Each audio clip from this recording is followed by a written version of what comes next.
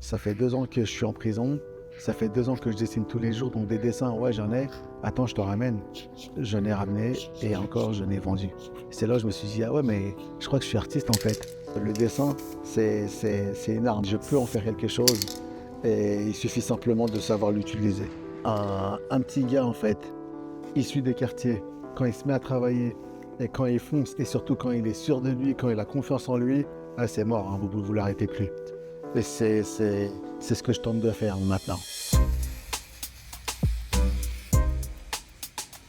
Je dois avoir 10 ans quand je regarde les émissions du Club Dorothée et que je vois un monsieur dans le Club Dorothée qui s'avère être Cabu, qui dessine en direct. Et je fais waouh, je me mange d'une claque. Je me dis attends, mais je vais faire pareil. Et tout de suite, j'ai rêvé en fait de plus tard, je vais être dessinateur. Dans mon adolescence, arrive la culture hip-hop et il y a des gens qui font du graffiti.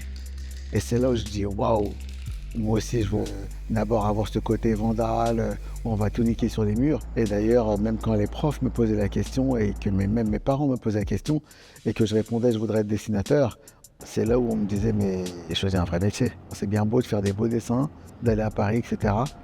Mais je gagne pas un rond.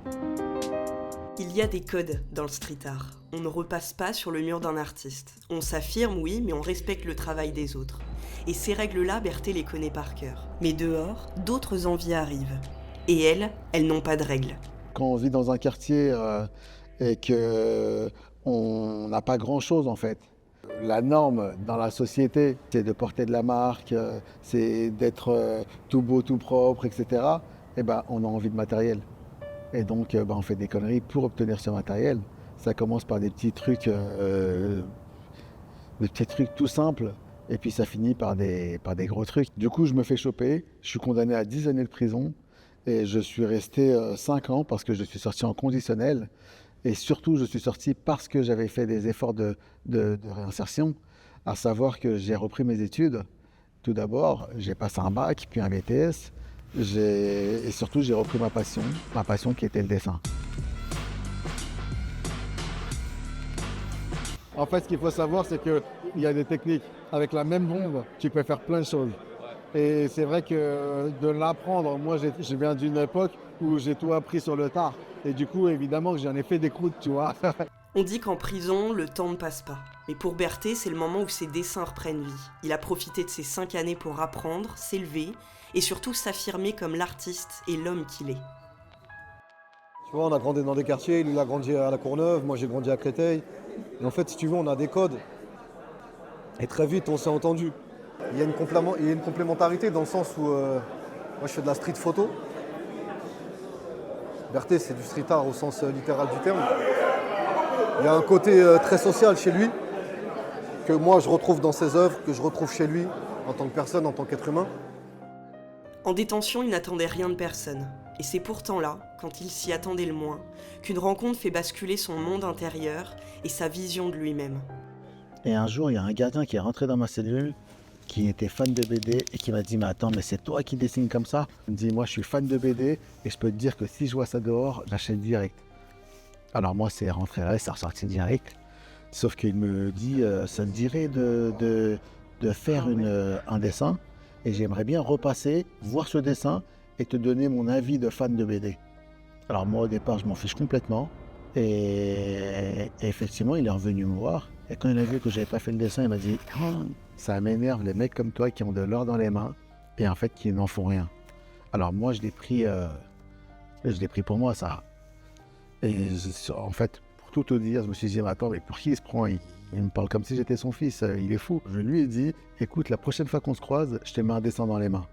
Et effectivement il est repassé la semaine suivante et je lui ai tendu une feuille dans laquelle je m'étais dessiné moi, debout, dans ma cellule, les bras croisés, hyper fier. Et je l'ai dessiné lui, à mes pieds, à genoux, avec une bulle au-dessus de la tête qui disait s'il te plaît, Berthé, fais-moi un dessin, s'il te plaît. Et je me suis dit, ça c'est un coup à aller gratuitement au cachot en fait. Et il a pris le dessin, il y a eu peut-être 30 secondes de silence.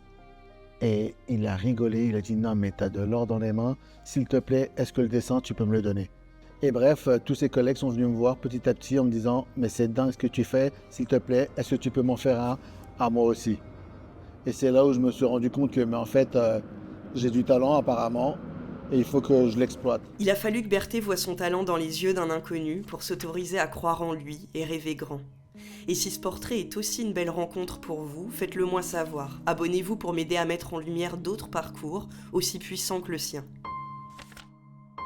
Je suis enfermé, condamné à une lourde peine, et je me sens un peu comme un journaliste en immersion. Je vois des choses, je vis des choses, et je me dis, tiens, je vais les écrire. Parce que je savais qu'il y a énormément de personnes qui sont passées par la case-prison, que ce soit des écrivains, que ce soit des chanteurs, qui en sont ressortis avec une œuvre artistique. Je me suis dit, je vais raconter moi aussi des choses, mais avec justement cet humour marqué de quartier. Et cette BD, j'ai envie de dire, c'est plus qu'une BD, c'est un outil social sur lequel aujourd'hui je m'appuie pour faire de la prévention auprès des jeunes, pour leur dire que, attention, la prison, c'est pas prison de break. T'as pas la tenue orange, la prison, c'est ça. À savoir, la prison, c'est quand tu vas pas tout seul. Tu ramènes aussi ta famille. Les personnes qui t'aiment, eh ben, elles aussi, elles sont emprisonnées. Elles seront peut-être pas physiquement emprisonnées, mais le fait que toi, tu sois enfermé, eh ben, tu leur fais du mal. Quand je sors de prison, j'ai la chance de faire ma première expo. Et qu'est-ce que j'exposais? Mes dessins en fait. Les dessins que j'avais, que je faisais en prison. Et ce sont les dessins qui se sont vendus rapidement, quoi. Mais le concours qui m'a vraiment révélé, c'est un concours qui s'appelle Transmuraille, qui est fait pendant le festival d'Angoulême, mais qui est exclusivement fait pour les détenus. Tous les détenus en France. C'est jugé par contre par des professionnels de la BD. La toute première fois où ils ont fait cette expo, eh bien j'y ai participé et surprise, c'est moi qui ai gagné. Le plus beau dans tout ça, c'est qu'à ma sortie, le concours Transmuraille m'a contacté et m'a demandé en fait d'être jury. Gagner un concours depuis une cellule, c'est une sacrée reconnaissance. Mais sortir et oser porter ses rêves face au monde réel, c'est là que le vrai combat commence. Ma première expo, c'est dingue. C'est une amie qui me dit « Berthé, il y a une galerie qui vient d'ouvrir et du coup, il faut absolument que tu y ailles. » Et puis moi, je viens de sortir de prison, c'est laisse-moi tranquille. À cette heure-ci, j'ai envie d'aller manger un mafé. Mais bref, elle insiste et puis elle me ramène dans rue du Faubourg Saint-Honoré. Et puis voilà, je montre mes dessins et surprise, le mec me dit « Dans 3 mois, tu exposes ici ». Ce que j'ai ressenti quand j'ai vu que les gens étaient attirés par mon travail, c'est que j'étais triste. J'étais triste parce que je me suis rendu compte que j'avais perdu énormément de temps. Et aujourd'hui, mon combat, justement, c'est gagner du temps. Le seul truc, c'est que quand on fait des conneries, il faut savoir faire amende honorable et il faut savoir aussi se prendre en charge et puis avancer. Et donc, je pense pas que je serais qui je suis aujourd'hui si j'étais pas passé par là. Mais je suis fier de moi et donc j'ai la chance en plus de rencontrer les bonnes personnes, les belles personnes. Parce que moi je t'ai cherché à un moment Là, donné. sache que moi je te reverrai, je le sais. Et du coup, un jour, on aura l'occasion de le revoir. T'as mes coordonnées. J'ai tes coordonnées et tu veux bien me les redonner quand même s'il te plaît? Mais tu m'avais donné une carte, mais je veux bien les récupérer.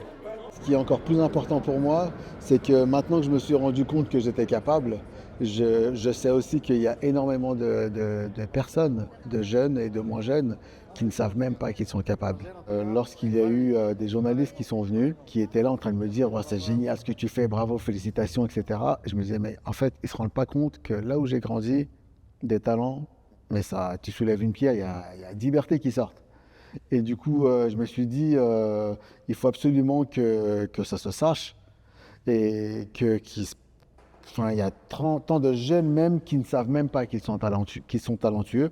Et du coup, j'ai eu l'idée de monter cette association et d'aller voir ces jeunes et de proposer des ateliers et ça travaillerait surtout la confiance qu'ils peuvent avoir en eux ou pas. En fait, il faut avoir surtout des rêves, moi je dis. Et aujourd'hui, Berthé ne se contente plus de peindre. Il soulève les pierres pour mettre en lumière tous ceux que la société oublie. Et c'est peut-être ça, sa plus grande victoire. Devenir pour les autres la main tendue qu'il a lui-même connue. Je pense fortement qu'on redevient quelqu'un. Pourquoi? Parce qu'en fait, l'essence, elle est là. Elle est toujours là. Mais parfois, on est un peu perdu, on va sur d'autres chemins. Et il faut faire un travail, en fait, sur soi-même pour se rendre compte de qui on est. il y a des gens qui sont des chiens qui se prennent pour des loups.